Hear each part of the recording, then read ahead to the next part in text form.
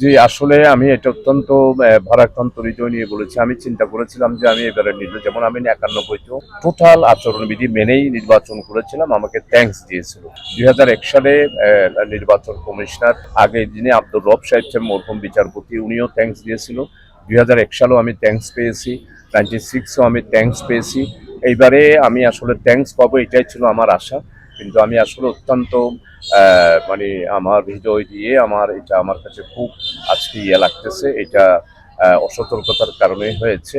তো আমি এখন আমার নির্বাচনের সংশ্লিষ্ট সর্বস্তরে জনশক্তি যারা রয়েছেন তাদের সবার কাছে আমি আবেদন জানাবো, নির্বাচনের তারিখ পর্যন্ত কোনো অবস্থায় আচরণবিধির সামান্যতম কেউ যাতে করে লঙ্ঘন না করে সেজন্য আমি আমার সমস্ত শুভাকাঙ্ক্ষী, শুভানুধ্যায়ী, সমর্থক, আমার কর্মী, আমার নেতা নেতৃবৃন্দ এবং সেটা নারী পুরুষ ছাত্র সবার কাছে আমি আকুল আবেদন জানাবো, যেহেতু শহীদের রক্তের উপরে গড়ে ওঠা আগামী নির্বাচন, এই শহীদের রক্তের সাথে বেইমানি না করে এবং তাদের রক্তের উপর কোনো আঘাত যেন না আসে সেইভাবে করে আগামী নির্বাচনে আমার সাতকানিয়া লোহাগাড়ার সর্বস্তরে যারা রয়েছেন তাদের কাছে আমি আকুল বিনয়ের আবেদন করব, আচরণবিধি লঙ্ঘন হয় এইরকম ন্যূনতম কোনো একটা নিজে বক্তব্যের দিক থেকে, আচার আলোচনার দিক থেকে, ব্যবহারের দিক থেকে সবাই সতর্ক থাকার জন্য আমি আকুল আবেদন জানাই। সাতকানিয়া আদালত মাঝে জামাত ইসলামের মনোনীত প্রার্থী শাহজাহান চৌধুরী তারে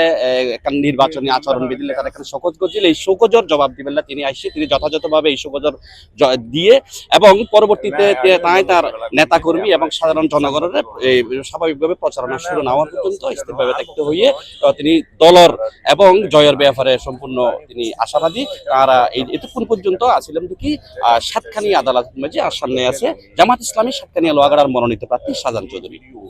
সাতকানিয়াতুন Sarwar Kamal, C plus TV.